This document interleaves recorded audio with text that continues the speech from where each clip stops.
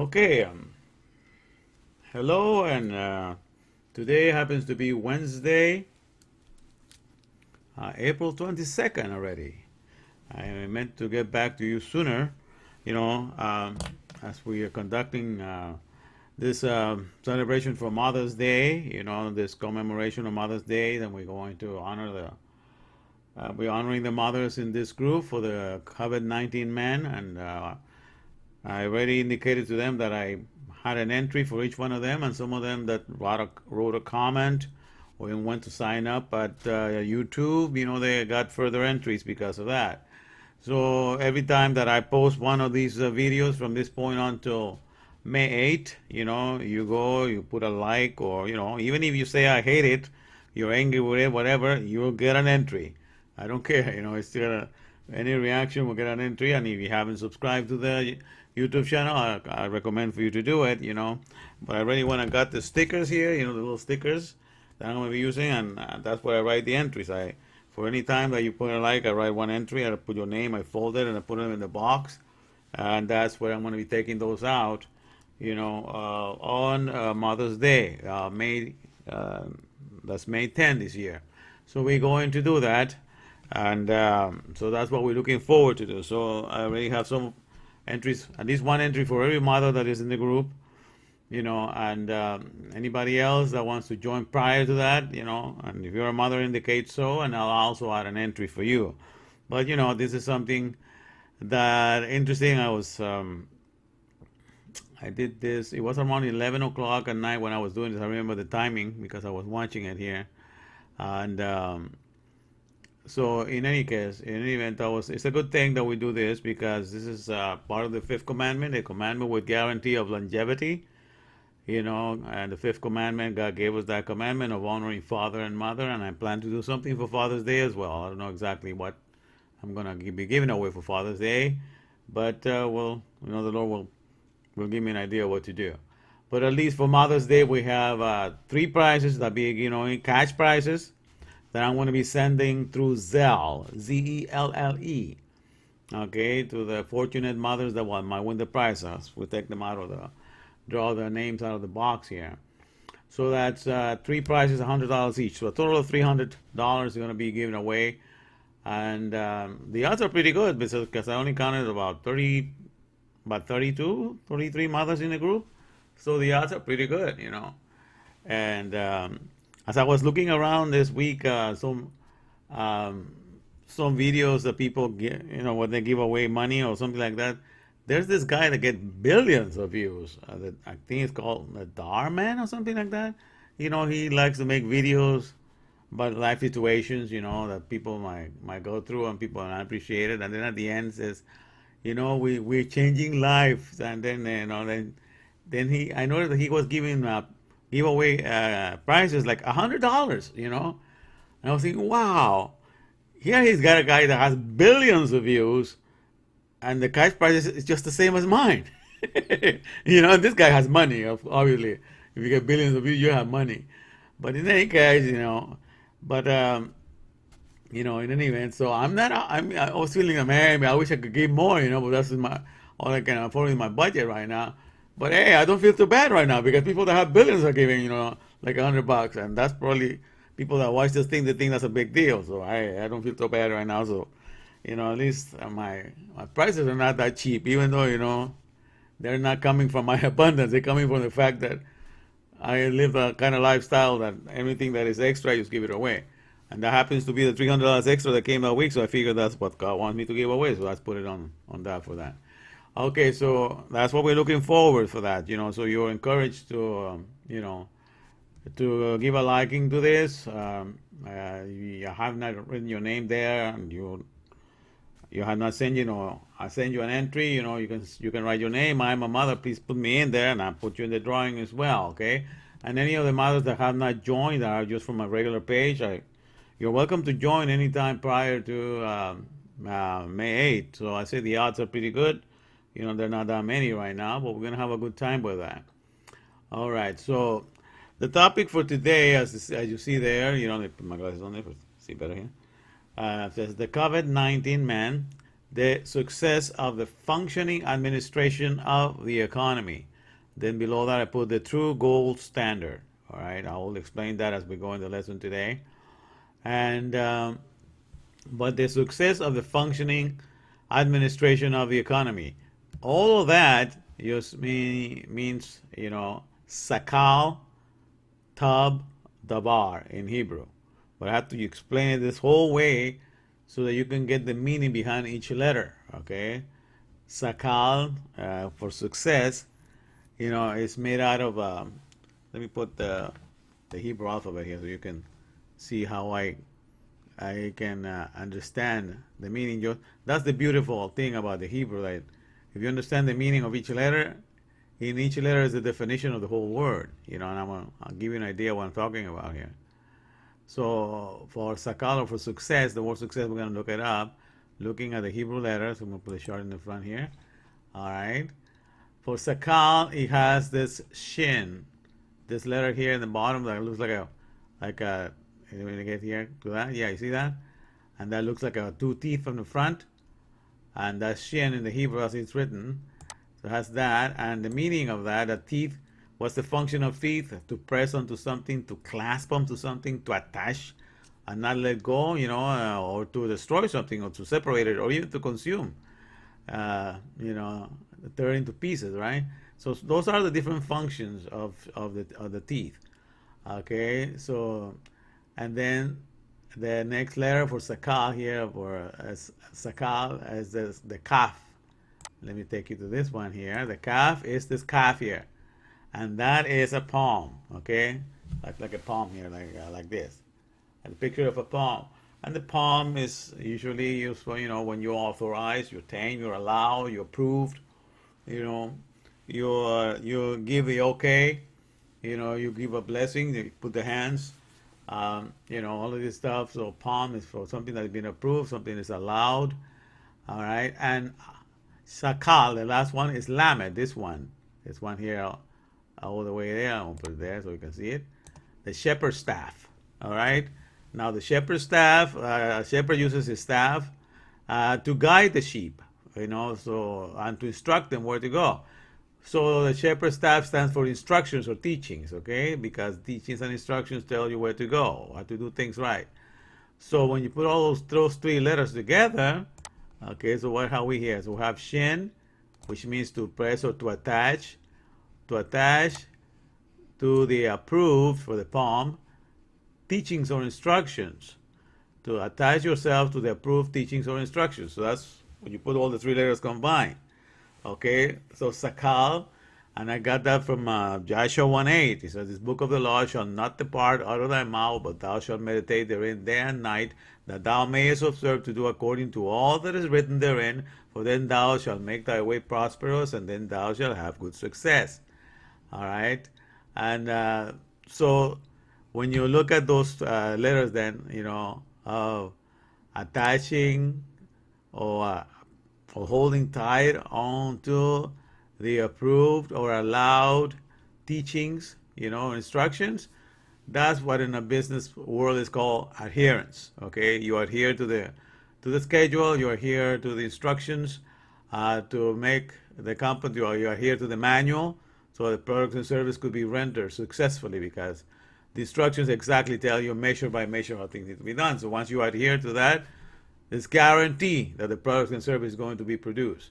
So that all the things that the world uses that function in this world of lack, in this garden of lack, that's what I call it because it's not the organic garden that got made.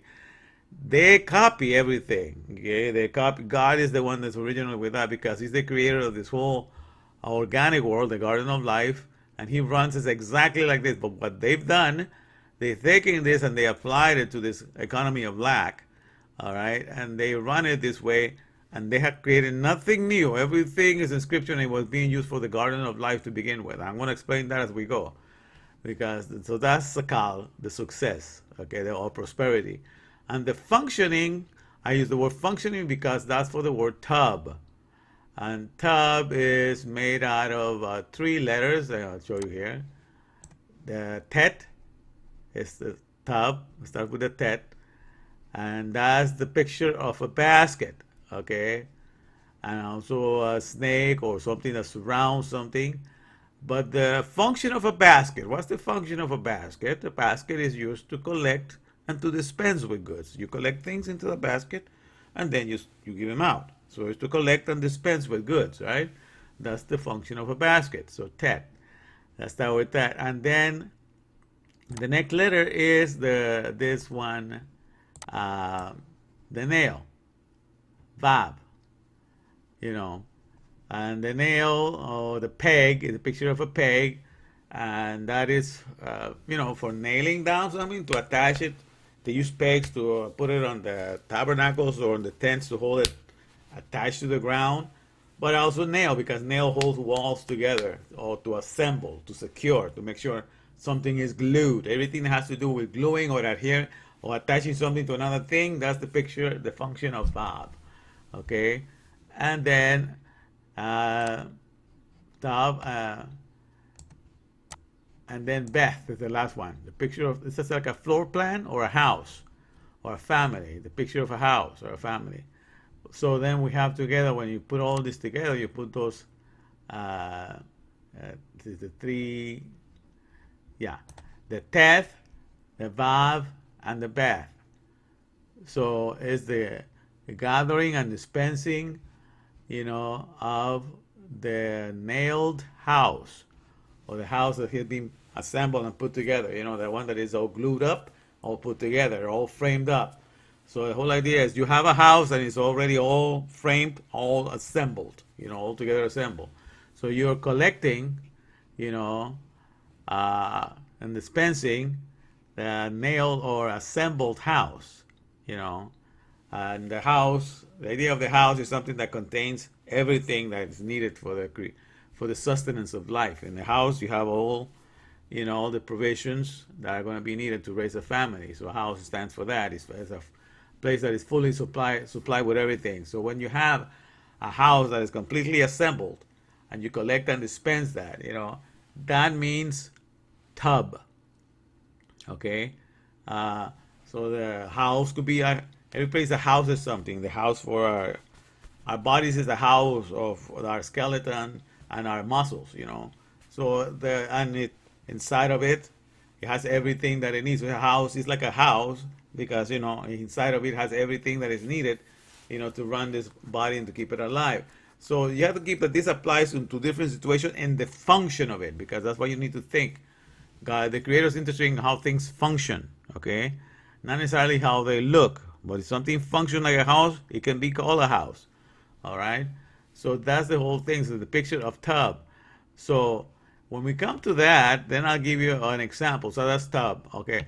And then, okay, so we're going by the letters here. So we type functioning out of the way. That was what it means to functioning, to have something to function. So that's what I call, which I'm going to explain in a little while, what is to be in the tub mode, in the mode of what God considers functioning. He looked at everything in creation and he saw that he made the trees and he saw that they were good, that they were functioning.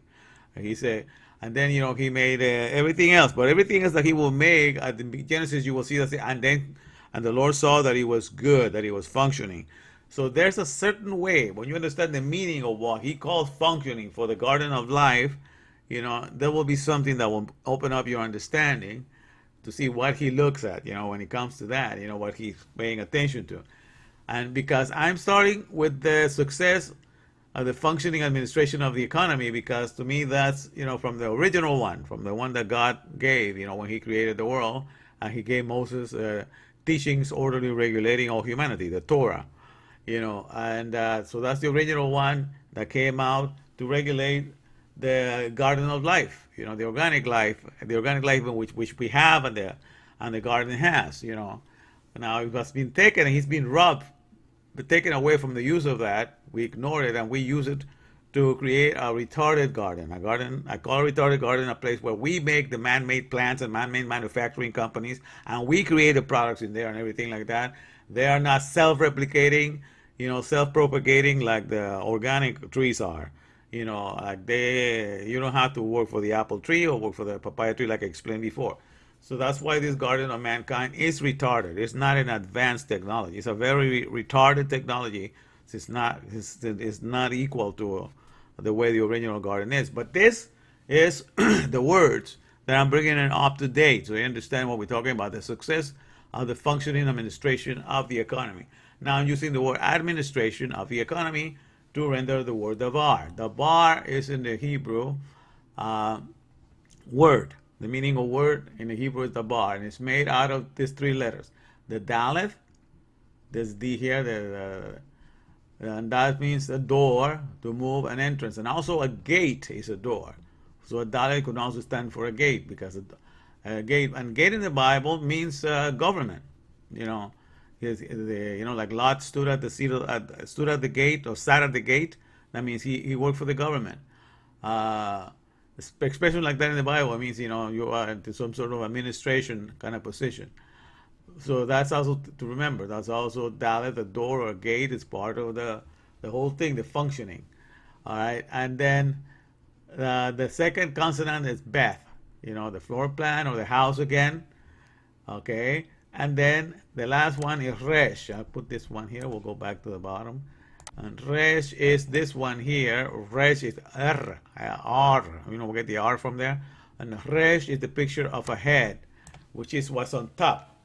Because the head is the part, the high, and that's why it's the position of first, because it's the first part of your body that sticks out, or authority because it's the highest part where the head is, and everything functions in there. From your brain, all the commands are given. So it's head, or what's on top, or what's the highest one, or it's authority or ruler, and or the first, or you can use it for like foremost, like instead of the main one, the main head, the one that's heading. All these are things that it can be used to indicate all that. So we put together the bar, then what we have is the Daleth, Beth, Resh. That means the gate, the house, and the ruler. Okay, so the gate is the administration, because the gate is government. Again, the administration of the house rules or ruler. Okay, and now in English we happen to have economy. Eco means house, and nomos means rules. So that's the Beth and the Resh, which is below here. The Beth and the Resh are what comprise. Let me put it smaller. So the Beth and the Resh is for how economy, and the Dalet is for administration. That's why it takes three English words to explain this whole thing. The word. So when God gave a word, He gave a whole economy, and He gave the administration, you see, of the eco rules, the administration of the economy. So the administration of the economy, that's the meaning. So when God gave a word, that's exactly because when a creator, everybody that works in a capacity of creator gives a word, guess what? That word is given as a wholesome word with all of its instructions and its meanings and its definitions. And it has schematics, it has measures, it has a whole bunch of guidelines in there. And your job is to learn all those guidelines according as it's given to you. So a creator on everybody that acts as a producer, a creator, a manager, or everybody that gives you, a product is a wholesome word that has everything. And therefore, when they give you the word, they're going to teach you a whole economy, because that's what you get to run. You get to run a business and an economy. Okay, so the word is called an administration of the economy. So you understand what I'm referring to. So the Bible is very deep with stuff, because the Creator has created this whole everything, the heavens and the earth and everything. And so when He presents the word, He's going to teach you something very deep, something full of meaning, something full of understanding, that it takes all your concentration. That's why you have to give Him all your mind. You got to love Him. Ahab, that's another interesting word, that's Aleph for strong. Hey is for the little, let me put here, this one. And then the Beth. So the strong animation of the house, that's what love means. Ahab, the strong animation or activation of the house. So when you love the Lord, you're going to make sure that you strongly activate and keep the house animated, keep the whole economy running. So it's beautiful when you understand the meaning with the letters like that, because then you see, why everything is in such a way. It's a language with so much depth of meaning. But in any case, so so let me get back to where we're going. So we're concentrating on the word dabar. So we're given an economy, all right? I just my computer here. In any case, in any event, and so that's what we're called to do. So the success of the functioning administration of the economy, all it means is sakal tab dabar in Hebrew, okay? And this is really what we need to be looking at, because if we walk away from this, if we're not paying attention at the success of the functioning administration of the economy, and we are not doing our part in it, then guess what? Then the word that we're speaking becomes dysfunctional, because we're not attached, to the teachings orderly regulating all humanity. And since we're not attached to the original teachings orderly regulating all humanity are not done away completely. What happens is somebody creates a product and a service, and for that particular product and service, there's a particular set of teachings orderly regulating all the human beings that are going to work on that project. So everybody has a manual, has a little Torah to give you for whatever minuscule product that is less than the garden of life. Whatever, because everything needs to have instructions. You just can't hire people and tell them do whatever you want to. No, no, no. You create the teachings orderly regulating all the humans that you hire for your product and service, and then you teach them that. So if you are not attached to the original teachings orderly regulating all humanity, the original Torah given for the administration of the garden of life, you will be subject to some substandards or something below that. And that's what all nations are right now. All nations that are not attached to the original maker's Torah, they're following somebody else's teachings orderly regulating all the humans that are working there or that are hired to be there. So, but you don't escape the Torah. You will follow some sort of Torah that is not the original one. It's a substandard, just to serve a little product and service. So you will be the servant of that. So in the end, most people, what they're serving is whatever they're knowledgeable to do. You're serving a computer because a computer is all you know. That's your field of expertise. Or you're serving finances because you're serving money because that's all you know. You managed to get a degree in finances and that's all you know. So you're the servant of money and you have to administer all of that, learn all the rules of finances and everything because those are your particular teachings orderly regulating all the humans that are working in the financial field. So you understand? So the original Torah is on top of everything, okay, of the organic life and everything. And that is the greatest, by the way. So that's the one I'm talking about. Right? That's the one I'm bringing here to bear with you.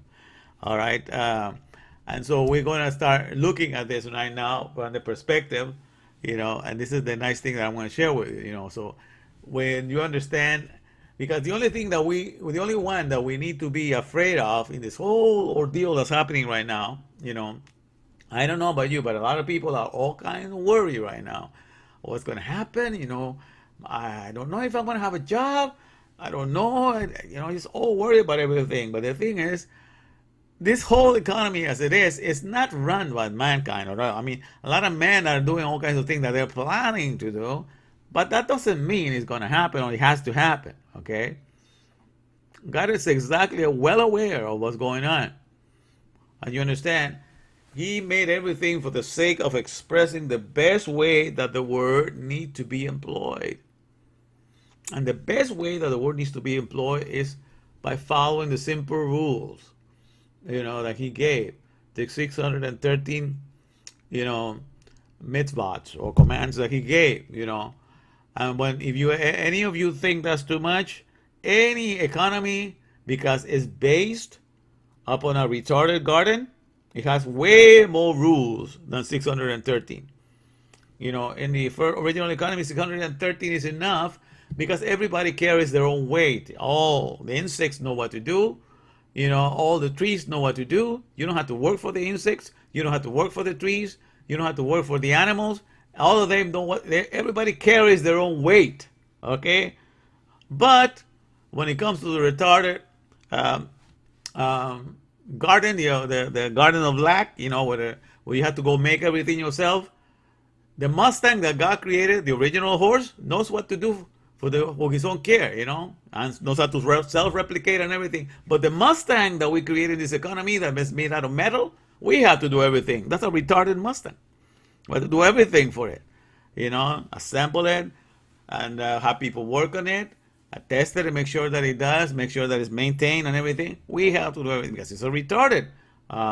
So that's what I'm trying to tell you, and therefore there's plenty of rules on how to assemble it. There's rules for that, how to have it run the test, and so in everything, when you count of all the things for the finance, for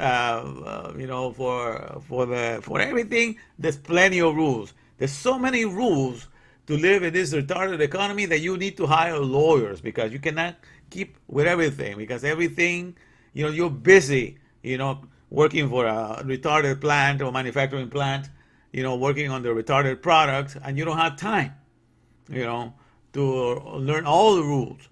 So any other thing that is away from the life, from the Garden of Life, has plenty of rules, way more than 613. And right now, as it is, because the sacrificial system is not in place right now with the Jewish people. I just found out this recently because I was hearing a rabbi speak that I think what's his name?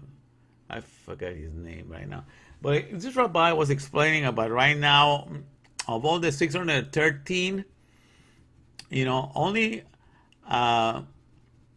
about only 270 supposedly can be kept of those because of the way the system is right now, and then once the other 443, I think, because that's what you're going to need for 600.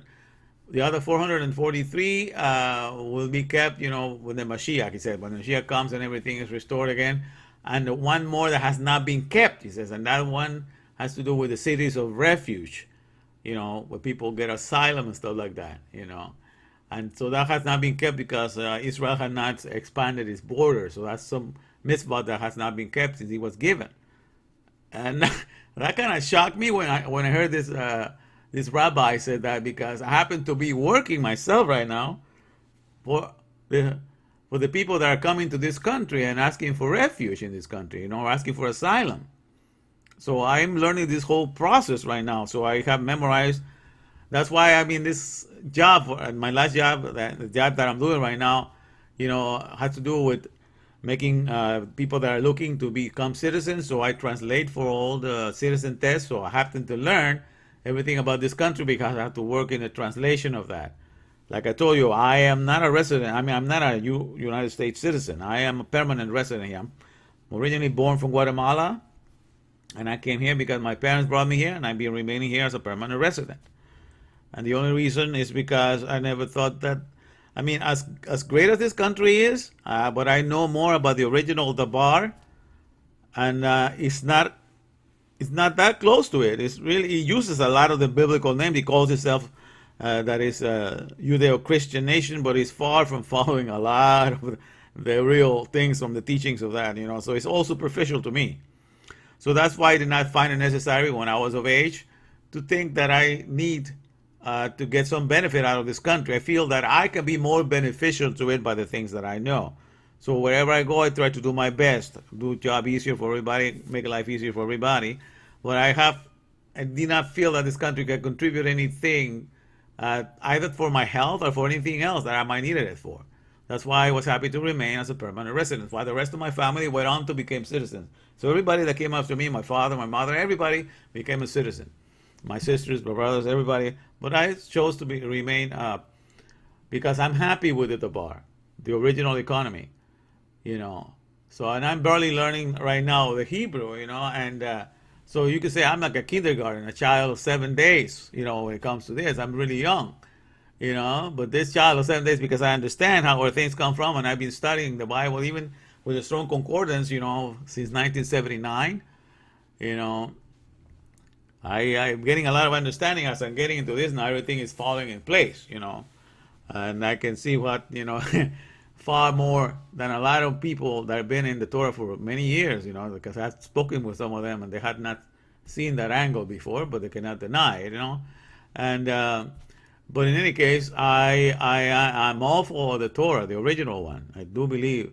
But like I was saying, but when this rabbi said that only 270, the interesting thing is that the day before he said that, I was when he said that, I was wondering because I was looking the passage of Ezekiel, okay, about the bones being formed and putting together, and I was wondering how many parts are there to the bones, the our skeletal bones. How many uh, bones do we have?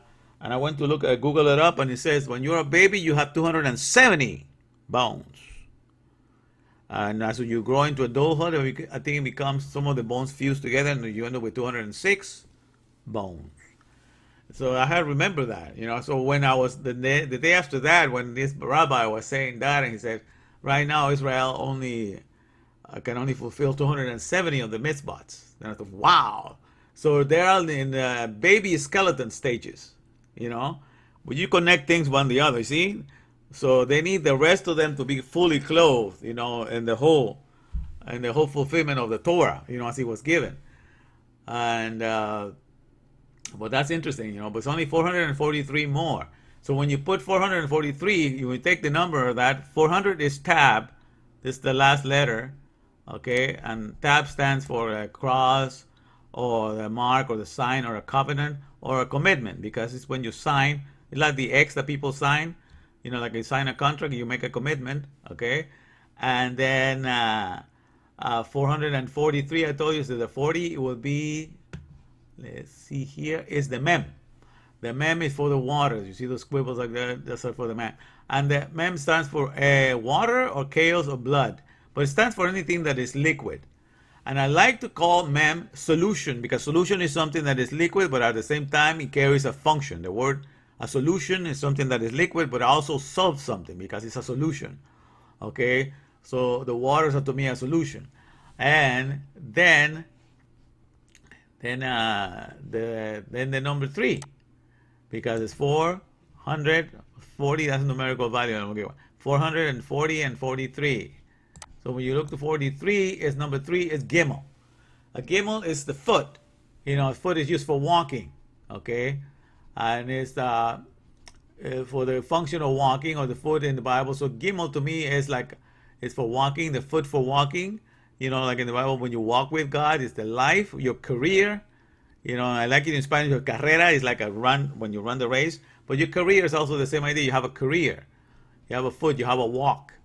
You have something to be proud of. Something that in the old days when you had a camel, I mean, you're a person with means. You go into places. You carry your cargo. You're a person with some means. So you were proud of that. You had something to show. But also when you have a career, a gimel is a career.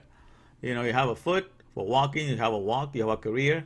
And so when you put all of that together, is the commitment of the solutions as your career. So once the next 443, mitzvahs are added, then that's what is missing. So the commitment for the solutions as your career or your life, or dedicated to, committed to all the solutions, for life. So it's interesting, if you add it together. So that's the things I do. By the way, I spend the scriptures right now just making sense of everything, and it's just amazing to me. So yeah, so that's what is missing.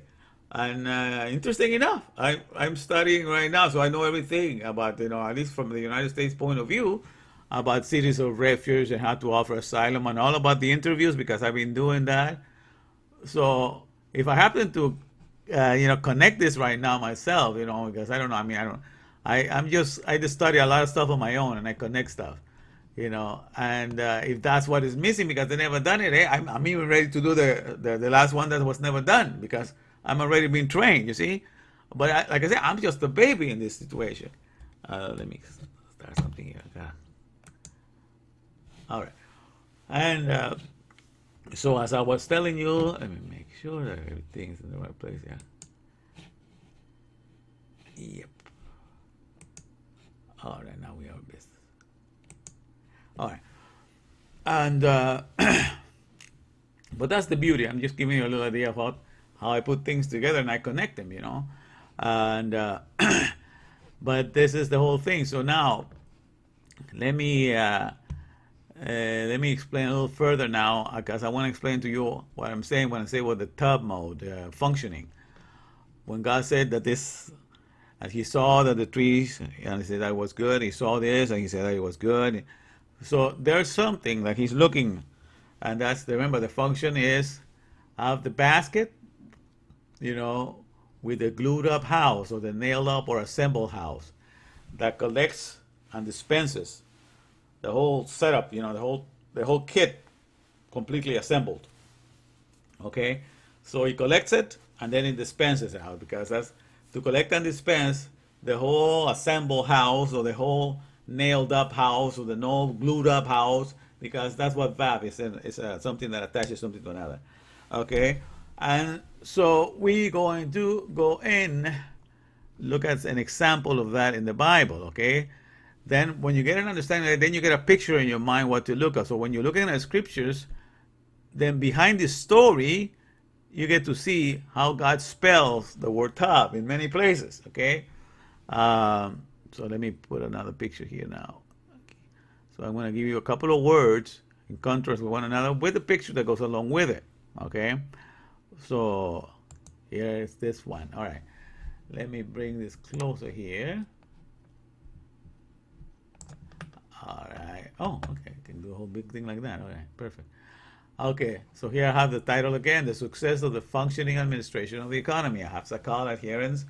And here I have the verse, by the way, where that good success is found here in Joshua 1:8. This book of the law shall not depart out of thy mouth, but thou shalt meditate therein day and night, that thou mayest observe to do according to all that is written therein. For then thou shalt make thy way prosperous, and then thou shalt have good success. So the word success there is sakal, adherence, I put, because we understand what it is now. Now, when we go to the word tab, now in Hebrew, it starts everything from the right and goes to the left. Everything is backwards from the west. Okay, so in any event, let me explain this to you here. So, like I was saying, so the teth, the bath, and the bath. So the collecting and dispensing, the gathering and dispensing of the connecting or the connected house or the assembled house or the glued up house, you know. And so when we think of that, you know, we hear the story of, you know, the end of the world during the time of the Diluvian age when the flood came in. All right. At that time, what did God use to save the world at that time? Okay, He used functioning. He used tub. He used something. He spelled it out in the ark. The ark was for the purpose of what? Of collecting all the assembled creatures, because they were all complete creatures, all animals, you know, two of each, and so on and so forth, including the whole family of mankind was there. So all the animals and all the bodies, all the corporals, the bodies. A corporation means a body, you know. So all the bodies, but with souls. So we're living souls, and also all the animals that were alive were collected in there, you know, and so what did this ark? It collected these bodies later on after the rain was done with over. It dispensed that it sent them out. So the one doing the function of the basket is the ark. And then all the bodies that walked in there, you know, those are the assembled, you know, houses. Because, you know, you and I, we're assembled houses. You know, we house many things inside of us and we're completely assembled, all put together. We don't have to assemble ourselves. And so that's, God saved the whole creation in the picture of tub, okay, and something that functioned. Because everything had become dysfunctional. Everything was evil. Everything was ra. This is the picture of evil here. I'm going to explain that in a minute. Okay, everything was ra, you know. And so, therefore, God saved the world in a function, a word of function. So He spelled it out in the method that He chose, you know. In the method that He chose, which was something that work, that function like a basket, okay? And to gather in the bodies in there, you know, uh, the bodies that were alive or that give life, because that's why animals, they're alive and they give life because they replicate, and also the human being, they're alive and give life, okay? And, so it's either that, something, and then it dispenses it out. So something that collects, something that is alive or give life, and then it dispenses it out. All of that does that is the picture of tub. Okay? So you need to understand that. It's good that you pay attention to this, because you understand that then the picture of tub can be found in a lot of things in the Bible when your eyes are open to understand that. Okay, then you'll be researching for that. Okay, and then even now probably you'll think, oh, I can think of this and this. But this is just one of the examples, because the whole world has become dysfunctional, has become ra, evil. That's that's dysfunctional. Then God decided to make it functional again, and He is perfect. He saw only one man whose heart was satisfied with Him, and that's the word perfect. By the way, the word perfect means to be satisfied and be complete and whole with instructions of your Maker, that you need nothing else. Okay, and that's what He's looking for right now. When God looks around, everything that happens right now, is there something that's scaring you, about the way? Okay, this thing is This thing is bad right now. Let me change it around. Give me an interference noise.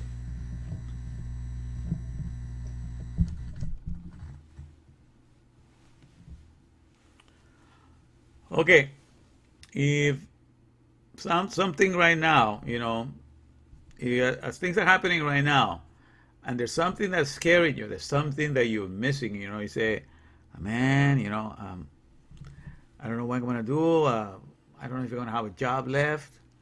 You know, there's something that is tearing at you. I just giving you a lot of anxiety because the future is uncertain to you. It's just revealing that all along you were finding some sort of satisfaction in something that you could find in this world. That's why you're feeling this way, because all of a sudden something that gave you satisfaction, or something that make you feel like you got your act together, or you were doing something useful with your life, was in something that was found in this world. And all of a sudden you see a scenario here in which that might not be feasible, that might not be happening anymore. And so your whole life is in shambles right now because you don't really know what to make of it. And I can see why a lot of people, right now, right at this present moment, they're all like, depressed and anxious, and they don't know how to deal with the situation. It's been so many days now, you don't know what's going to come of it, But all of that is revealing that what pleases you and brings you satisfaction is not just the word of your Maker alone, just instructions, to show you who He is. Because we were made, mind you, we just were made to understand His mindset, the way that He thinks, the way that He feels, and the way that He chooses. And therefore, in all circumstances, we can reveal Him. Whether there be lack or whether there be abundance, you can still reveal Him, because your number one job is to reveal His character. And His character has not changed. And the Maker is not like, for a situation that happened, that He Himself is in control of it, He's not going to be, all scared what's going on. So it's to see where your heart is. Where you trust that the one who made you and He gave you instructions just for you so that you will know Him, if you're satisfied with Him. That's why you have to be thinking. All the time you have to be thinking like this, And like, for example, this morning I went for a walk. I walked to Ralph. I wore some short sleeves and a short sleeve jacket so I can get some sun. It takes me about an hour and 15 minutes to walk, going there and coming back. I got there and I went to the line. There was a line. That's about a line of about 10 people, and I waited about 5 minutes, and then I thought, I'm gonna go ask, if they're gonna be sending people every 10 minutes or so, just to get an idea how long I was gonna be standing in line. And I went to the front to ask, and the guy says, well, right now only the seniors can come in. And I said, who are the seniors? 60 and up? He said, yeah, 60 and up. Okay, I'm 60, and I showed my ID, so I just got in. And I went right in there, and I got my stuff that I needed, a couple of things that I needed, some pumpkin seeds. I was kind of running low on that, and also some beef liver and chicken livers that I needed. And I got me some dates that was really two pound dates for like $6. It was a really good deal. So and I got me that, and I went out to pay for it. When I went out to pay for it, I had brought my own bag, the bag that I have from Smart and Final, and there was a guy there who was gonna pack the stuff for me, using the plastic bag. I said, "No, don't worry, I got brought my own bag." And when I was bagging the stuff, I noticed that in the change machine, somebody, I guess whoever came before me or went through the cashier, did not pick up his change. And then I mentioned it to the guy that was gonna bag my groceries. Hey, look, somebody left the change, didn't take it. Maybe you wanna, maybe that's your tip. I told him, and then he just laughed. But he grabbed the money, he gave it to the cashier. And then so I just walked away. And as I was walking like a half a block away from Ralph, comes this young man running and shouting, "Hey sir, hey sir!" And I turned around, just wondering, I say, "Yeah, talking to me?" And then he goes, "Yes, yes, yes." He comes running closer and says, "You left your wallet." Imagine that. I only had $1 in the wallet, but I had my debit card, I had my ID card in there. I had a couple of other credit cards in there. you know. But look, I hadn't even looked in my wallet. I hadn't even found out that I had lost it. It's just like you're gonna walk all the way home and then figure out, where's my wallet. But nothing. I hadn't even worried. All this time that I was walking there, I was just thinking, about the fact that I'm doing this thing for Mother's Day. And I was thinking, it would be great if we can do this for Father's Day too. And I was just engaging in that. Those are my preoccupation also. And I'm also thinking about, I was thinking what else, how I'm gonna deliver the message. So I was putting all these things in my. So guess what? As I was worrying about taking care of the Word of God and how to present it and how about to represent Him, who was taking care of my needs? He put it in somebody to watch and run to give it to me, so I didn't have to worry about it. You see what I'm saying? So, but things like that happens to me all the time. I'm a little absent-minded sometimes. And I forget things. And people come. This is not the first time that has happened. I have forgotten my wallet, and there always comes somebody to give it to me. It's just amazing. This might be about the fourth time I think that this has happened. But yeah, just this morning this happened. Okay, so uh, you got to be so concentrated and thinking of things that you can do to represent your maker. In all situations there's a chance to represent him. In a situation like that, that's why I'm saying you have to think outside of yourself right now, because you got to know that in your maker you're satisfied. So that's why I'm encouraging, if you know a single mother particularly, because I know during this time a lot of them, a lot of the world is not satisfied with the word. And so when they're not satisfied with the word, that's not their whole life like it is for me. To me, the only way that you will scare the living daylights out of me, if you could take away the word that is planted in me, or you could erase the character of my maker, then you will have me scared, like trembling. Like I had an earthquake happen last night, here where I live, like 5 miles, like 4 or 5 miles away from Windsor Hills. I'm not too far from there. And I felt, it shook me. I was sitting here on this seat and it shook me up like that and it rolled onto my feet. But as soon as that happened, the prayer that came to me immediately, I says, "Have mercy, Lord. Many need to hear this." I wasn't praying for myself. I just pray for everybody else that I need to impart this message so they'll have the confidence that I have. I just wish for you to have the confidence that I have. So no matter what the circumstances are, you're not afraid for your life, because your life is who your maker is, and His word is your life. You understand? I have a life because His word is my life. And so everybody also, if you work for a company, you make a living because the instruction of that company are your life that keep you working and that keeps you alive there. Okay? So every company that you have worked, that's where you have a life. That's where you make a living. Because you keep the instructions, you make a living. But the sad thing that I have to tell you is that when you work for a company, what happens? They can be halted like it has happened right now. And therefore, that garden of lack comes to a halt. And you don't know what to do. There goes your life.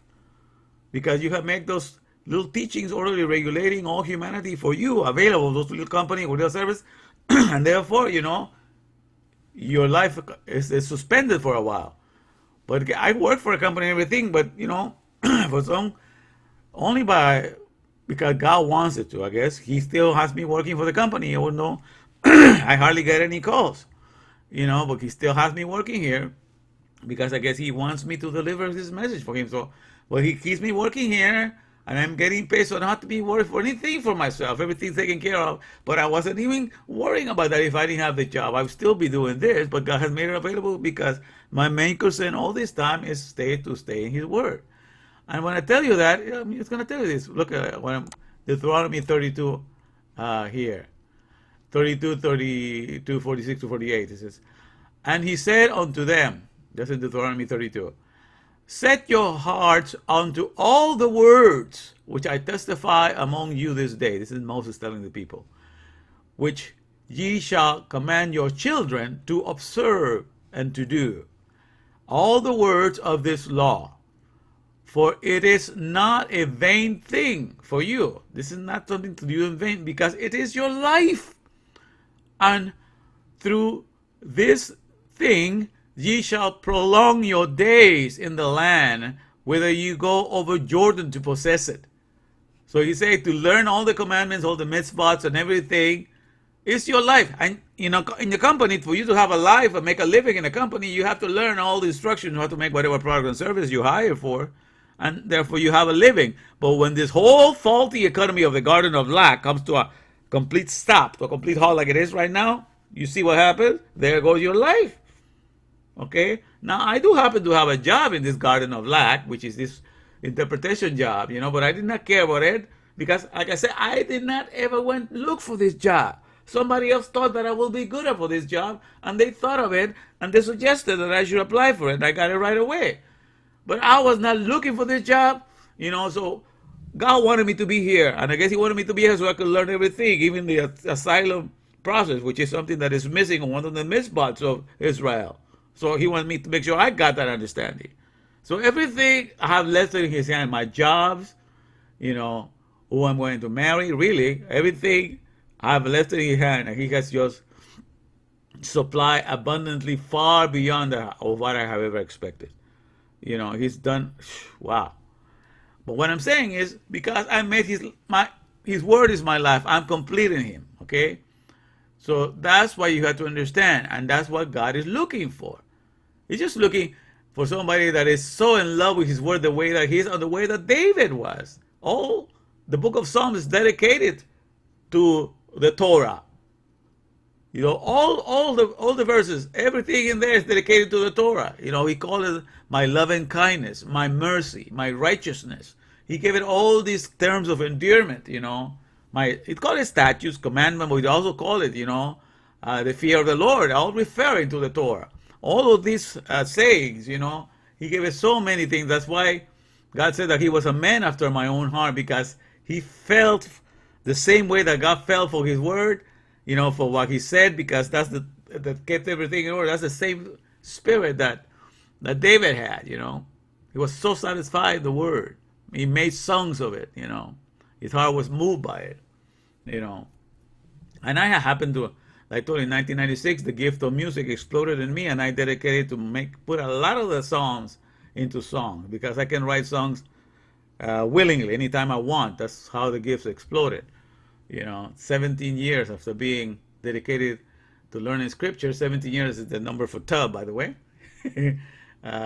Tub and numerical value is 17. So I was 17 years into learning the scripture seriously. That's when the gift of song exploded.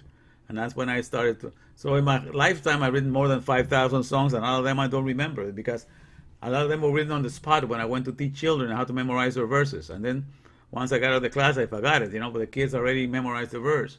But this is the gift that was given to me, so I can use it to put all the psalms into music, and that's one of the things I plan to do. When the Lord allows me the time to do. But I already put a lot of the psalms, into music, and a lot of other Bible verses into music. Some of them I remember, some of them I forgot, because, like I say, God allows me to use it any moment that I want to use it. but it's all part of the whole setup, And so, but let me show you a verse from scriptures here that you might like here about how important it is to have a perfect heart, towards Him. Let me see here. Let's look at Second Chronicles here, 16:9. Let me get close to that one here on top. So 16:9 it says, "For the eyes of the Lord run to and fro throughout the whole earth." See, when God is looking throughout the whole earth, but He's not coming here to look at CNN or look at Fox and be surprised about what the news got to say. He's aware of the whole circumstances. But guess what He's looking for when God is going on around the earth, here and there? Where are the eyes of the Lord? Look at it. It's beautiful. For the eyes of the Lord run to and fro throughout the whole earth to show Himself strong in the behalf of them whose heart is perfect toward Him. Okay? He wants to do something powerful, for you who are completely satisfied in His Word and you're thinking of ways to express Him better or to do something, to bring something to bear about His character, that might come out of you, you know. And that's the things that I'm talking to you about. That's the main thing that we need to be focusing around. Because God is looking for that person. That person, He looks, man, that person is just fully satisfied, just with me. And for the sake of those that are like that, that's why He will prolong a city. Because as far as He's concerned, everybody else is dead. It's like buried in their traditions, buried in their jobs, buried in whatever, in their family cares. And so all the cares and the things of this world, are just bearing upon them. They can't seem to get away from those things. All right. And but that's the whole thing, that we need to understand that, He is looking, upon the whole earth, especially right now. And He's wondering how many are thinking outside of themselves. They're not worrying about themselves. They're just worrying about maybe have to bring comfort to somebody else, or maybe have to do something to bring a little bit of joy and cheer and, spread some joy instead of just being, because the rest of the companies don't know. The corporations in America, there's a whole weak economy. The Garden of Lack is very weak. So the best they can think is to identify in your misery. We're all in the same boat together, or, we're all alone together. They're just admitting, that you and, you are lost by yourself and they are lost without you because you cannot work for them, they cannot generate. So we are in this misery together. But, I do not identify with that because I know my economy is the original economy. I am in the economy of the trees. The trees still working. They're still giving the whole thing. I'm in the economy of the birds. The birds still chirping. They're still singing to Him. I'm in the economy of the insect. They're still going around replicating and doing the particular work that they're assigned to do. The ants are doing their job. Everybody, I'm in the economy of the clouds, of the rain, of the sunshine. They're all doing their jobs. They have not been fired. I am in that economy. And I'm a spokesperson for that economy. That's the original economy. That's why nothing scares me one bit. And so He's looking around to see who is planning things to do for their fellow man. He's not worried about himself. That's what he wants to see, that your heart is completely satisfied with Him, satisfied with the bar, with the original economy. And that's what I've been doing. I've just been studying the best way to express the dabar from Hebrew into English, and I think I found it. That to me is the best expression.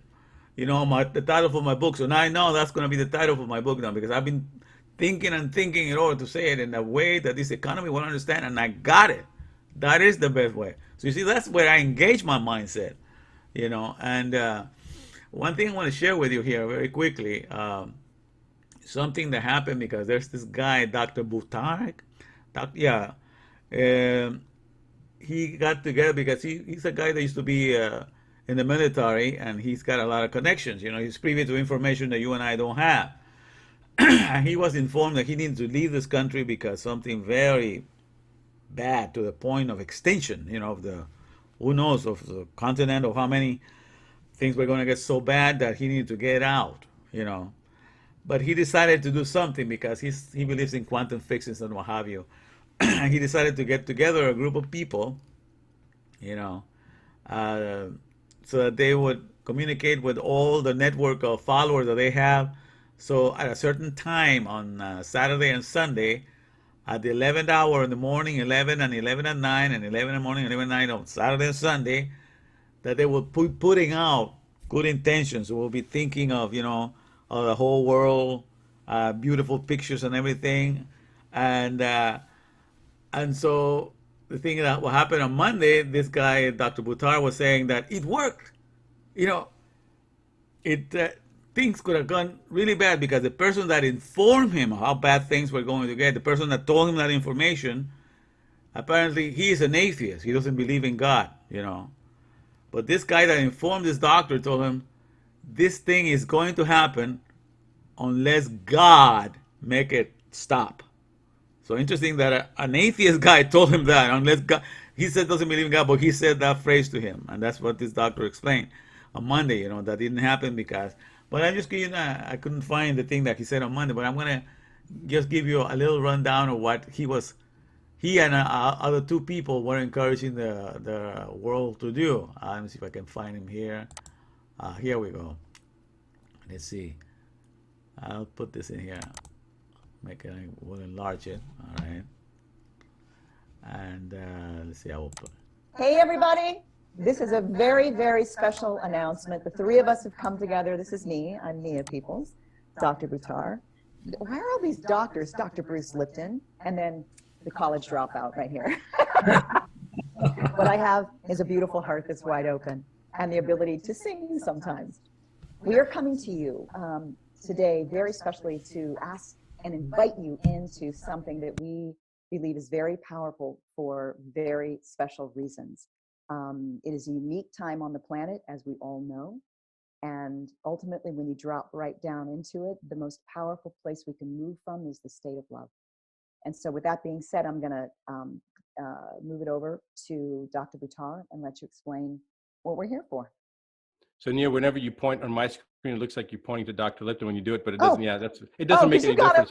No, it's okay. It's all good. Don't worry about it. Don't worry about it. It's on everybody, wherever they are. Wherever they are. That's right. That's what I mean. So some of you know of my military background, and I was made aware of a very critical thing that may be happening on Sunday. And the details are not important. The only thing that is important is that the energy that the planet experiences over the next 24 to 48 hours is as powerful as it can be. And we have the ability to literally shift the planet. And after I'm done with my spiel here, then Dr. Lipton is going to show us exactly how to shift the planet. So Bruce, get ready for that. But the point is that we need to have, as Nia said, hold that love and that gratitude and that compassion in our hearts. And starting at 11 p.m. or a.m., wherever you are, with the first time the clock hits 11, we want you to collectively to hold the intention of love and gratitude for the rest of humanity, for our planet, for the new evolutionary process that we are going towards, that is part and parcel of where we are right now on this planet. And it's a difficult time, I understand, but remember that difficult, painful, chaotic time is what leads to that evolutionary process, which is necessary for growth. And that's where we're going. So hold that intention and visualization of where we are going to be in another month, 2 months, 3 months. And then when that clock hits 11 again, 12 hours later, do the same thing again, so that every hour there are millions of people that are setting that intention, holding that intention, and it cascades every hour and takes us from Saturday night till Sunday, wherever you are in the world. Just start at 11. In fact, just do it for 48 hours. Do it 3-4 times, 11, 11, 11, 11. So that's what my intention is. That's what Nia's intention is. And that's what Dr. Lipton's intention is. Dr. Lipton. Well, this is really what you have acknowledged is an evolutionary upheaval moment. The planet is unsustainable, and we are, as humans, precipitating what is called the sixth mass extinction of life. The human behavior has to change in order for us to thrive into the future. We're facing an extinction. And I say, so, but what's the relevance, as Nia and Dr. Butar are talking about, the consciousness and having a thought in your head? How is that going to affect the world? Well, let's start with the most important scientific fact, and that is simply this. The most valid, truthful science on planet Earth is quantum physics. physics. There is no science that has been tested or affirmed more than quantum physics. So if we're going to question a science, the last one I question is quantum physics. I say relevance.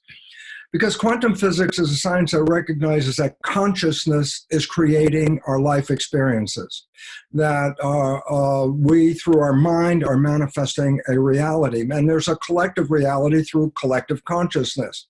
And you say, well, how can my mind be influencing the outside world? Because, oh, it's in my head, and that's where everything is. And I go, yes, you're right. If I put wires on your head, I could read your brain activity inside. It's called the electroencephalograph, and I could read your brain functions inside. However, there's a new technology called magnetoencephalograph, MEG, not EEG. And I say, what's relevant? I say, it reads brain function. I go, yeah, but what's relevant? I say, the probe in MEG devices does not touch the head. The probe is outside. And I said, well, what does that mean? I said, I could read your internal brain functions with a probe on the outside. And you say, well, what does that mean? And the answer is this: our thoughts are not contained in our head. Our thoughts are broadcast. Our brains are like tuning forks. The more individuals that share a common thought, the more power that vibration is given. The power of the vibration determines the unfoldment of life on this planet. How many people are sharing a belief system? And so what we are calling upon right now is to recognize this. In the next couple of days, at 11 a.m. or p.m., wherever you are in either time, putting your thoughts into a vision of a world of being healthy, happy, evolving into a beautiful community, a garden. These thoughts are important because if we collectively broadcast these thoughts when we think them, the amplitude of individuals, numbers, million individuals, will empower that thought to help facilitate a change in our evolution. So your thinking is not just a byproduct of something going on. Your thinking is an active agent engaging change on this planet. And what we're calling upon you for right now is to recognize this. We must have new thoughts. The thoughts of fear from the COVID virus and all that is actually distorting who we are, and actually in the real sense of biology, creating a bigger problem with the fear. It's time for us to change that. And so I'm really here with Nia and Dr. Buttar to really hope that you would pay attention to what we're trying to do, because we're all collectively trying to create a better world, and that involves the thoughts that we manifest, not thoughts of fear, thoughts of health, harmony, love. And when we broadcast that in a large enough numbers, and it's already been demonstrated through satellite studies of the electromagnetic fields of the Earth, that when humans collectively are involved with a thought process, it actually changes the electromagnetic field of the Earth, which is giving shape to the physical reality. So it's not just hey, that's a nice suggestion. It's a scientific reality. Take our time, focus our thoughts on health, harmony, and a beautiful garden, and then collectively we will manifest those. And this is the intention that we really are working on sharing with the world. Absolutely. So when I said that Dr. Lipton was going to, actually help us to shift the planet, he literally just showed us how to shift the planet. And I want to leave this thought process with everyone, that we are greater than the sum of our equal parts. So 1 + 1, if one person's putting an effort and another person's putting an effort, that's not like two people putting an effort together. 1 + 1 does not equal 2 here, it equals 11. Now, if we can get hundreds of thousands to millions of people doing the same thing. So I'm going to share a formula with you that I only share with our members of the International Association for a Disease-Free World. But basically the formula goes like this: live a result first, and then you can give a result. So the live and give, it's just the only letters that are different are L and G. The IVEA result, I is intention, which is exactly what we're doing right now. The V is visualization. Visualize the outcome that you desire with the actual, as Maxwell Maltz, Dr. Maxwell Maltz used to say in his book, Psychocybernetics, the theater of the mind. Envision what you want, the outcome. The E is emotionalize it, which is what Nia just talked about, from a place of love, from a place of compassion, gratitude. And then take those three things, the intention, the visualization, and the emotion, and now it's give a result. A is action. That A is the most important thing. Whatever action you're taking, and the action of setting that intention, action of walking when you're doing it, raising your arms, doing push-ups, whatever it is. If you have the ability to help somebody that's in need, help them. Any type of action, if you can put an action behind that, that's the key, and that will lead to a result. So first you have to live a result, and then you can give a result. I, intention; V, visualization; E, emotionalization. Then put some action behind it, and that will give you the result. That's what we're doing. We had this intention. We're now visualizing what we want. We've emotionalized it. We're putting the action to make this short video for you to give you the guidance. 11 o'clock a.m., 11 o'clock p.m., 2 days in a row. Do that starting as soon as you see this video. The first 11 o'clock it hits, start it. And our intention is with you. Our intention is with the planet.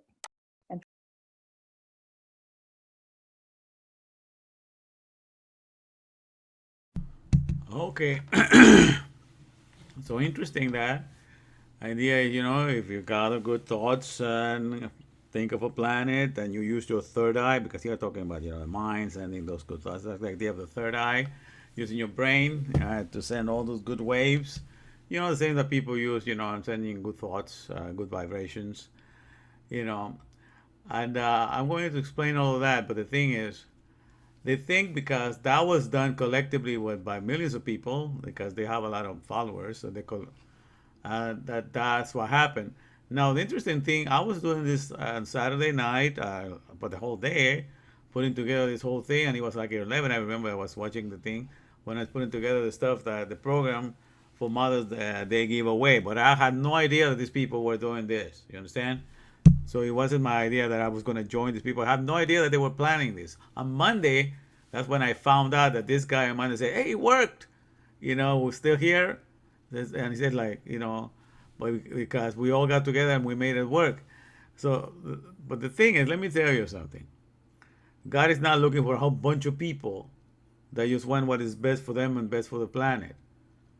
God is looking for those who are perfect in His Word. Okay? That are completing His Word, and they don't need anything else. And even if this plan is done away with, they're completely satisfied with His Word, because He is their life, and He will spare. He will spare a planet for those, but not for the rest of the people that just want it because it's convenient for them right now. It's too scary to believe in the situation, so let's not continue to be afraid. Let's put those good. It just shows that the environment is still their God, and according to the way the environment is set up, that's when they will be at peace. You gotta be so at peace and so complete, that the word of your Maker is the reality behind everything. Because you know that once everything is blown into a trillion pieces, who's got the design for everything? Still in the head of your Maker, and He can put it back into place if He wants to. Okay? And since He is your life, nothing has happened to you, because He is your life. He's your everything. That's what it means to be complete in the word of your Maker. The word is not going to suffer anything. The glory of men fades out, man becomes nothing, but the word, the dabar, the economy of heaven, is forever. That's what it says, and I do believe that. That is my life. That's what takes my attention day and night. So that's, if God decides to do something, it's for the sake of those. He did it for Hezekiah.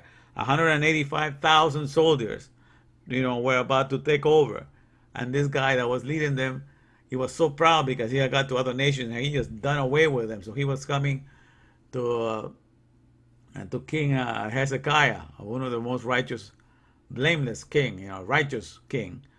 But he was dedicated to teach the Torah to the whole nation. He dedicated to teach the young people. Also, that's all he was into. So God sent an angel, and in one night, that angel wiped out the whole army. He had to lift a finger because he was dedicated and sold out to the Torah. Read about Hezekiah, and what God did. Because God is looking to the whole earth on the behalf of those whose heart is perfect. They're satisfied with the word, and also they're concerned. And then He does magnificent things for them, And Hezekiah did not even ask, did not even pray, wipe them out and tell them how to kill them. He didn't say anything about that. It was just, leave it all in the hands of God. How He wanted to deal with that, but He was just concerned you know, about staying true to his father, to the Maker, to the Kadosh Baal, to everything, Hashem or whatever they want to call the Jewish people. But God saw to it, had to take care and handle the situation. But that's the thing that we need to remember. But now I'm going to give an explanation, a little further explanation right now of. Let me go back here. Let me see to the scriptures.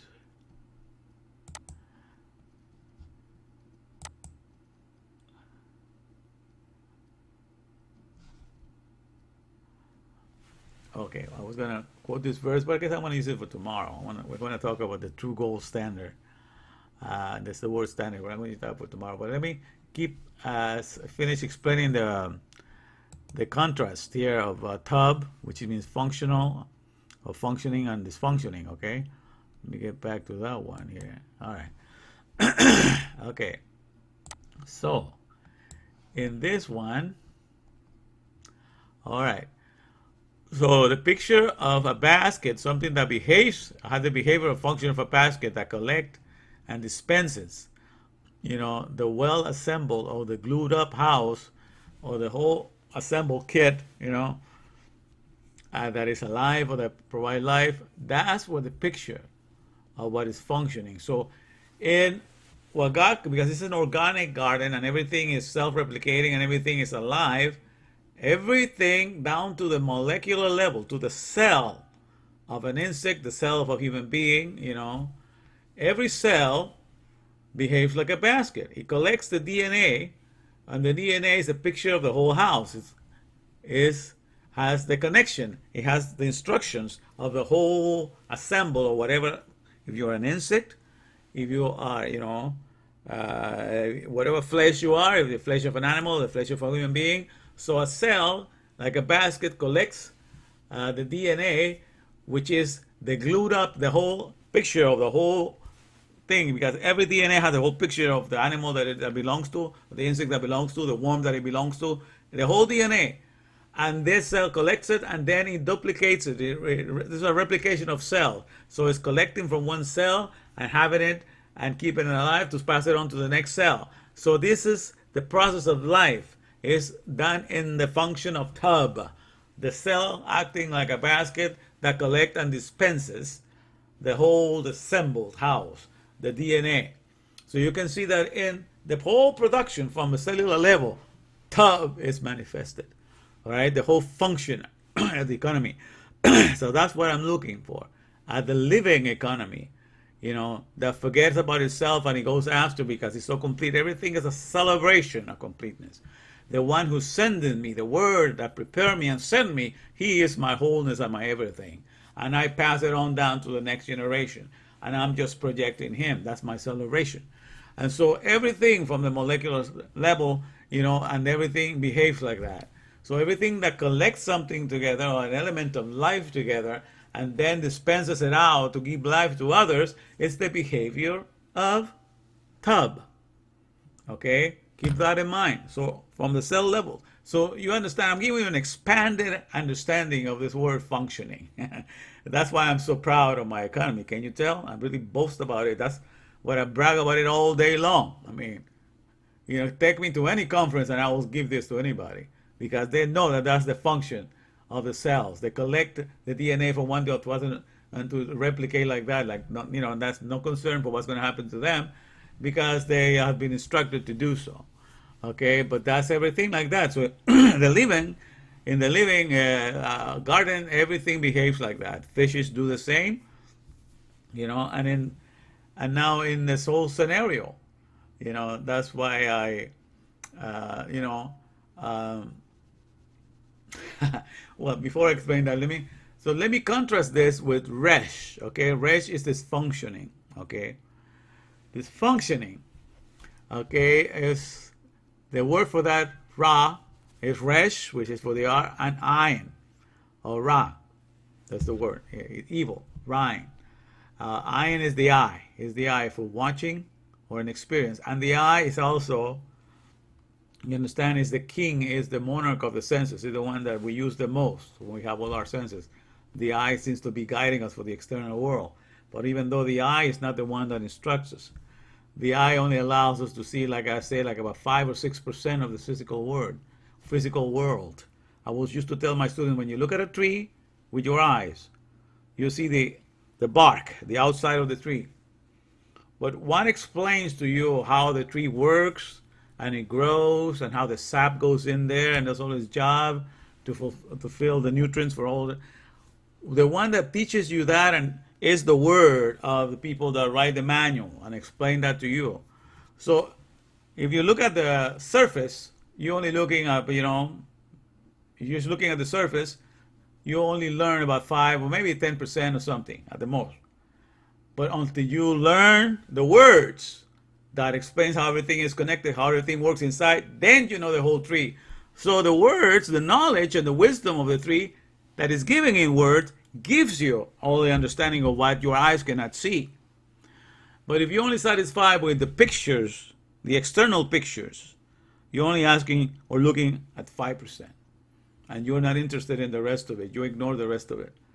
And the thing with scientists, I used to tell my students, scientists say that the physical universe, the whole physical universe, this is about 6% is physical, the whole universe. And everything is dark energy or dark matter. Something that we don't have any instruments right now, to be able, to discover what's happening in there. We know there's power there that runs everything, but about 6%, 4% of all the universe is only physical. The rest is just dark matter or dark, dark power that we have no understanding. So I remember one guy that was in the university told me that, because Mr. Castro is and that. I told him, so you mean to tell me, he was trying to inform me. I already had read up that, but I was telling, so you mean to tell me that scientists are acknowledging that they only have knowledge of the universe that they can observe, right? Because that's what they have instruments to observe the physical. And then you're telling me that universe that they can observe is only 6 or 4% of the whole universe, and everything else is dark matter or dark, dark energy that they don't know anything about because they don't have any instruments to measure them. So what they're saying, of the whole 100% of the universe, they only know about 4% or 6% of that. And they haven't even gone to all the physical planets to understand, we have barely started to scratch the surface of that. So maybe it's even, at this point, maybe, at 3 or less than that, maybe 1% still, right? Because we haven't gone to all the planets and galaxies yet. So you mean to tell me that the scientists are telling us that we need to trust them where they only have knowledge of 1%, of the entire universe, because we haven't gone around to all the physical universe yet, and we have yet to have measures to instrument to measure the dark part of the universe that we don't know yet. So we are supposed to trust a science that only knows 1% of its subject. Does that make any sense? That student had never considered that at that angle before. People think that they are being wise by telling you that only 6% of the universe is physical. That will surprise you. But when you're saying that, you're admitting that you're the most ignoramus group of people that ever was, because you only know 1% of your whole subject. You claim to graduate for something, you know only 1% of your own subject. Okay?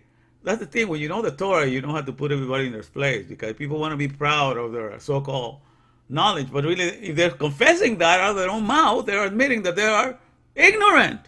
When you went to college, you got ready, you only know 1% of your subject. Nothing to be proud about. And that's why they believe in a lot of theories. A lot of people with these sciences believe in a lot of theories. And theos is God, okay? It's the word for God, theos. Theos is God, and re. So it's they don't call it God. They say that they don't believe in God, but they believe in theories. They believe in a lot of stories, God's stories. Theories is another way of saying God's stories. Okay? So they make up little things and they follow these theories and follow the theories. That's another way of saying God's stories. They believe in other God's stories that somebody made up and they try to follow that. But really, a lot of the scientists, they try to project themselves as really know it all. But really, if you want to be a scientist that knows the universe, but you only know 1% of the whole subject, please don't be proud of your ignorance, Be a little humble. Until you know maybe 50%, then you come and talk to me. But other than that, I'll stick to my maker. All right. So that's the way I look at it. But in any case, I digress. Let's go back. But that's a good point. Think about it. Uh, so here is the head that has the eye. All right. So that's the picture of something that is dysfunctioning. When the main thing, because remember the head is the main thing, or the emphasis, the foremost thing, or what leads the world. Okay, so you're a leader, you're the first of the authority. The main thing is to experience, is to watch. The main thing is to watch and experience something. And that's what you send out there for the whole world to be satisfied with just looking at pictures and at pictures of something that brings you soothe, that suits you with calmness, and that's what is taught, and that's what is sent out by antennas that are put in roofs on satellites that have the picture of an eye with a little thing in the middle, are emitting. The word truth in Hebrew is emet, E-M-E-T, E-M-M-E-T, emet. And then we also use the word emit to send. So the truth that is being sent through the airwaves, by an eye, by an antenna with the eyeball, or a satellite that looks like an eye, is for you to just be satisfied with looking at pictures and looking at nice pictures that calm you down, and just become a consumer and just devour the benefit and live like that and pray to God to give you more and more blessings. So you're not there to learn how to make things, but you're to use them and enjoy them upon yourself. So the main emphasis of this society, of this retarded economy, is to teach you to enjoy your senses, and that's also, so where do we find pictures of that? That the head that has an eye. Okay, so we have it in the dollar. Remember this, it doesn't look that way here, but that on top is the head of the pyramid with the eye in the middle, and it says that in this God we trust, in the evil. In the evil represent dysfunctional, and then below that is the pyramid, which is the stagnation of the dust. Because that's all we do. We go and we're trained. The main emphasis for your existence here is to just watch, and that's what is emitted through all the towers, especially the 5G towers are emitting that. Okay, and by the way, I don't know if you know this, but in the Bible talks about Gog and Magog, the war of Gog and Magog. That word in Hebrew means roof, Gog and Magog. And guess what's on the big roofs right nowadays? The eye that is emitting, this big antennas with the little head on the top, and that is emitting the signal, emitting that signals, to keep you in a society of wantonness, in a society of go use and abuse and get the next upgrade. And that's what they bombard us with in our screen. So we are useless to the bar for the original economy because we do not memorize. We have smartphones and we keep all the numbers there. I used to know like 30 or 35 numbers in my head by heart. Maybe I know about 5 or 10 now because I use my smartphone for that. And most of you don't even keep that. My dad, I'm amazed. I mean, he knows a lot of numbers. He's 85, but he remembers numbers that I used to have long time ago. He knows my number now, but he remembers all the numbers I used to have he says I've been in this country. Because he doesn't have a smartphone. He doesn't depend on that. He depends on his head. But what I'm saying, we become, depending on things else, we have become useless to the bar. We cannot memorize things. We cannot retain things.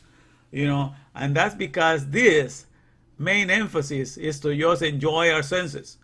And that's the picture of Resh. To use the main emphasis in life is to have nice pictures so you can feel at ease and feel at peace with that. So guess what these guys were recommending right now? To use your mind, right? And emit, send good vibrations, send the third eye. What are they representing? Tub or Ra? See, these three guys are representing Ra. Sending the good vibrations and the good pictures. And they think that work. I had no idea that they were planning that. But it won't surprise me. It did something, for what I was planning to do for Mother's Day, because I don't know how many are planning at this moment or doing plans to use the little groups that they have in Facebook or wherever to do something on the behalf of Mother's Day to honor father and mothers, to follow the fifth commandment. Ask yourself, how many in this whole world, you think I'm thinking of something doing like that. God put that thought in my heart because I was thinking, I gotta get these people in my group to stop thinking about themselves. Let's start thinking of somebody else and bring and spreading the joy. Remember I told you that? Let's spread the joy together, because all the other companies are trying to tell you, we're in this boat together, we're all in this together. I said, no, no, no. That's admitting defeat. That's just wanting company for your misery. But we have to understand that if we are our maker, we are complete and we are the bank of gladness and we can spread this joy. And I set myself as an example. That's what I decided. I'm going to put myself as an example to tell them how it's done, so they can see. I'm going to do this for some single mother, and then I'm also going to do this for the mothers in my group. But ask yourself, how many have you heard of the people that you browse the network? How many other groups have you find them doing that? Because that's something that's in line with the Torah. That's in line with the Ten Commandments. Something that God likes. That's a commandment that guarantees prolongation of life, elongation of days. Okay, so I was thinking that's what we need to do, and I had no idea that these people, in the same date, that I was doing that one was 11 o'clock because I was in the clock when I did that, and then this happened. But I had no idea that they were privy to some information that some sort of extinction catastrophe was about to happen, and then they were all happy on Monday that didn't happen. So they're just validating their little science that they believe in. But I know better.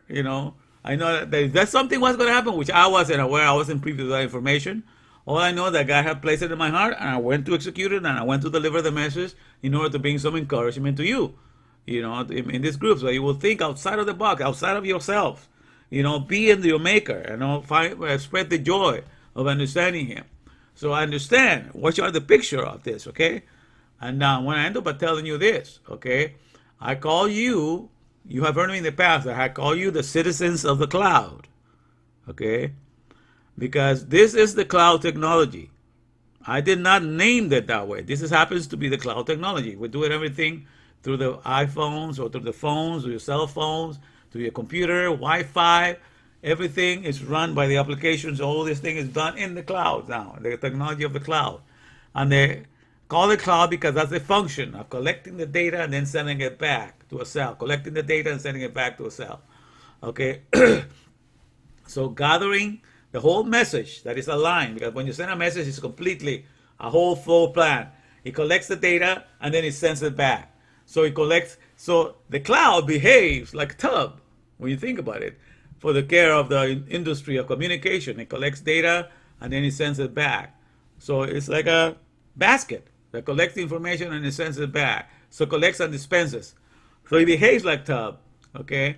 But it's being used by this wicked garden right now, to just bombard us also. But the towers, the Magog, the Gog and Magog, the towers, the roof, the things that are on top of the roof, because that's the war. And right now they have the 5G, which is able to propagate so much radiation that it can damage our bodies. The moment they want to, they can use it, and it can really wipe out a lot of people with that technology. So it's set up for that. So that while it gives you access to fast downloads to everything, also it can destroy you, because it has done everything to destroy. The war is against the Dabar, so the Dabar will be useless. Okay, so it has been done all of that for many years now that we've been on the internet with YouTube and all these things, and now, if there's no more heart that is completely perfect over God can just allow this thing to follow its course and wipe everything else out of this planet, or reduce the population to the way the elites want to reduce it to. It's all up to God. He can do it all, allow this to happen, because he's in control of everything. He's aware of everything that's happening. He said that these things were going to happen, the battle of the roofs. And all the nations are getting this 5G because the battle is throughout the whole world. All right? So Magog and Magog, the roof tower, the 5G is all of that. And this is the cloud. We are all in the cloud, okay? And so in this cloud, I call you the inhabitants and the citizens of the cloud, because you're a citizen of the place where you spend the most time in. You may be in the United States, but a lot of people that I find out, in the United States, they do not know the Bill of Rights. They do not know the Constitution. They do not know the story of the founding fathers. They do not know anything about Benjamin Franklin. They do not know anything. I have to learn all these things because of my job. It forces me to ask questions like that for people's citizenship. Okay? So that's why I have to learn this stuff.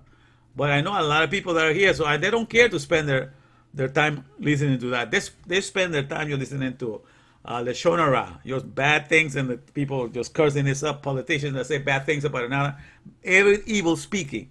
You're using the word to bring everybody down, or to say something bad about somebody else, you know. I'm not talking about when you make jokes, but I'm talking about when you're on purpose, you say something against your brother just to make him go down, so that he will look bad. There's a lot of that going on. Even people that call themselves Christians, they're envy of somebody else because he's doing better than them. All of that is bad employment of the word in your mind, bad employment of the word in your heart. The word are not to be used that way. The word is there to bring the character of your maker, and whatever is in you to edify everybody else that you meet that is made in the image of your maker. Okay?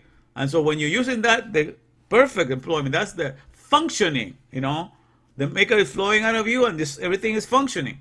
But when you are just Lashon Hara, they call it. I just found out, it's interesting that I thought about this title since last year for this book, The Tub, the Bar, but I've been learning from a lot of the rabbis that I've been hearing that a lot of the things that God is really angry with and why he sends plagues and he leprosy and all of that is because of Lashon Hara, speaking dysfunctioning.